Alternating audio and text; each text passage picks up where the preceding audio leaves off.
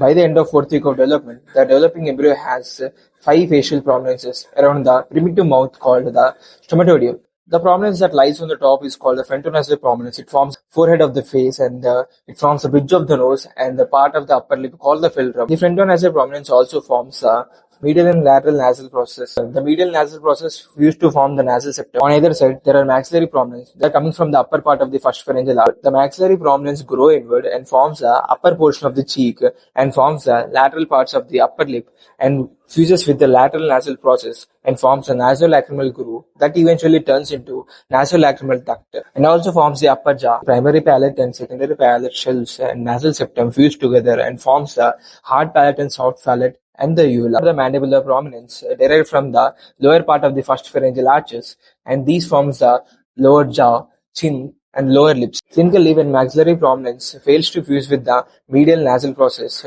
it forms a cleft lip.